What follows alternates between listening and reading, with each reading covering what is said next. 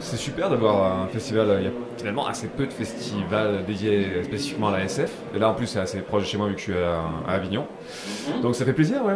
Patrice qui organise ça, c'est quelqu'un qui a vraiment un background dans le milieu de la SF et qui a vraiment une bonne démarche. Donc être ici au milieu des gens, des passionnés, de quelques artefacts de SF, ça fait plaisir. Ouais. Passionné, passionné, ça se sent déjà avec quelques mots. Vous êtes passionné depuis quand? Quand est-ce que vous êtes tombé dans la marmite? De la SF ou du cinéma? Bah c'est à la base du cinéma. Je sais pas, j'ai pas le film qui a fait que vous vous êtes dit waouh. Bah, en fait, j'en ai eu certains, mais j'ai pas eu un avant et un après cinéma. Bon, j'ai des parents très cinéphiles qui m'ont toujours montré des films, donc il n'y a pas un avant et un après. Mais ouais, j'ai quelque chose de ciné, comme tout le monde. Blade Runner, par exemple, 2001, des sortes de chocs. Le dernier film que vous avez vu récemment de science-fiction? C'est le dernier Avengers, du coup, Ouais. qui au sens large. C'est bien, ils sont sortis ce mercredi. Ouais, qui au sens large est de la SF, puisqu'il se passe. En plus, maintenant, ça devient du space opéra, vu que ça se déroule vraiment techniquement dans l'espace. Bon, toute la SF ne se passe pas dans l'espace, mais au sens large, c'est de la SF, donc je vais dire que c'est le dernier film de SF que j'ai vu. Ouais. Et alors? Parce qu'il y a quand même 24 euros, 2h36 de grand show.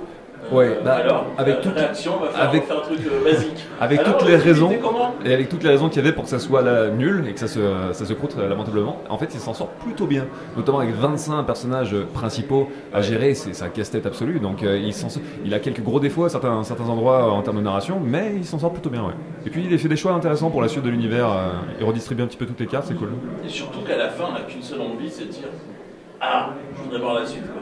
Oui. Là, non, mais il a bien fait. Ah, mais sur la mécanique et sur les cliffhangers, mais il maîtrise. Ouais, c'est maîtrise totale. Là, vous allez maîtriser rencontre avec le public. Je vais maîtriser, oui. Absolument. Bah, avec le capitaine chez Nexus 6, on va rencontrer un petit peu les gens. On va faire ensuite une conférence au Théâtre des Salins, là-bas. Donc, ouais. C'est important de rencontrer son public aussi. Bah oui, surtout en plus dans un boulot où on est un petit peu en indépendant et on bosse derrière son écran, voir un petit peu qui est de l'autre côté, c'est intéressant d'avoir un petit peu de retour à ce niveau. Bon, mais on vous donne rendez-vous l'année prochaine pour la deuxième édition. Avec très très grand plaisir.